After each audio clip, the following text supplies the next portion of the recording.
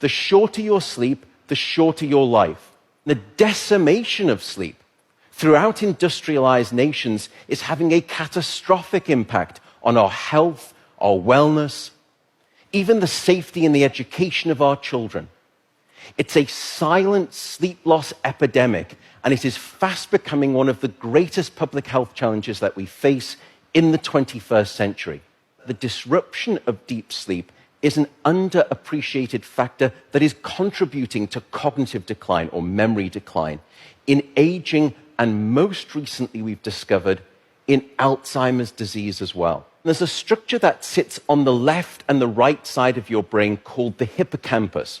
It's very good at receiving new memory files and then holding on to them. Yet in those people who are sleep deprived, we actually couldn't find any significant signal whatsoever.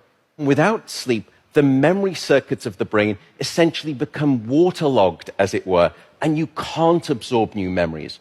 We have since discovered that a lack of sleep will even erode the very fabric of biological life itself, your DNA genetic code. So here in this study, they took a group of healthy adults and they limited them to 6 hours of sleep a night for 1 week.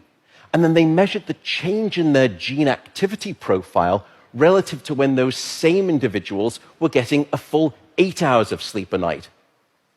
And there were two critical findings. First, a sizable and significant 711 genes were distorted in their activity, caused by a lack of sleep.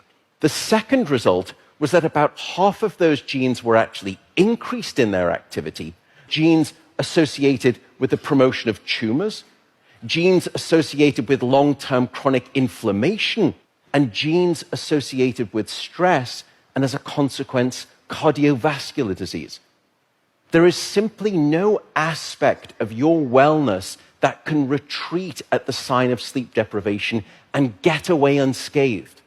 And at this point, you may be thinking, oh my goodness, how do I start to get better sleep? What are your tips for good sleep? The first is regularity. Go to bed at the same time, wake up at the same time. No matter whether it's the weekday or the weekend, regularity is king, and it will anchor your sleep and improve the quantity and the quality of that sleep. The second is keep it cool. Your body needs to drop its core temperature by about 2 to 3 degrees Fahrenheit to initiate sleep and then to stay asleep. And it's the reason you will always find it easier to fall asleep in a room that's too cold than too hot. So aim for a bedroom temperature of around 65 degrees or about 18 degrees Celsius. That's going to be optimal for the sleep of most people. Sleep, unfortunately, is not an optional lifestyle luxury. Sleep is a non-negotiable biological necessity. It is your life support system. And with that soapbox rant over, I will simply say good night, good luck, and above all, I do hope you sleep well.